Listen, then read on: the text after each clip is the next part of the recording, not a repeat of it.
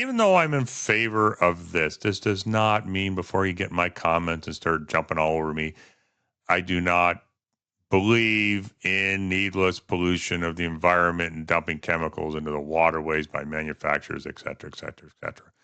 No, I don't mean that. I'm speaking for typical American families, bringing them lower priced vehicles, more reliable, better vehicles, and choice, especially regarding EVs. And I will get to that momentarily. So basically, what they were saying in this press conference is that the United States has been fighting a battle it cannot win on its own.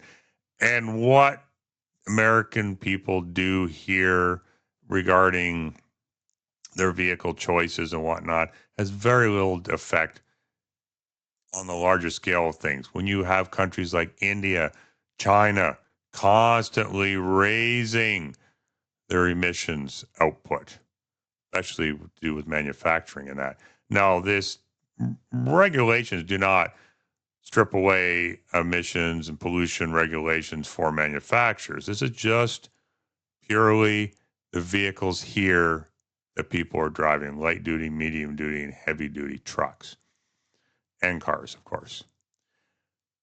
Why is this a big deal? Well, because who pays for this? You put all these regulations on there.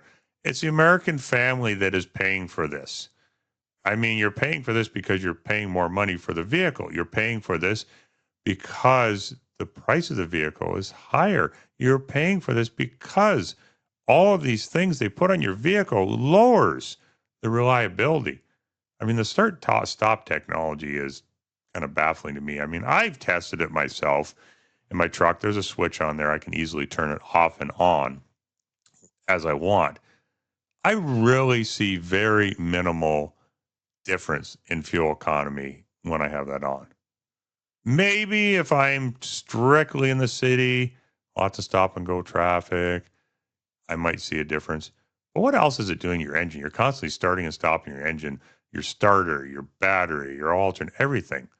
Like, I want to see the long term effects of this because I've spoken to my mechanic about this, and he is not on board with this stuff here because he believes he can see all the things that it's going to cost you down the road and reliability in your vehicle and things that are going to break. So we'll see down the road about this. However, that technology may no longer be required in the U.S. as part of this bill passing as well. So, what does this mean? Automotive freedom. Car companies are going to be able to build what their customers want, not what the government wants them to build. Now, I've heard this floated around as well. I mean, I'm sure everybody's seen the huge increase in crossover sales in recent years as well. Now, I heard an interesting thing on this. I haven't really researched it in detail, but it does kind of make sense.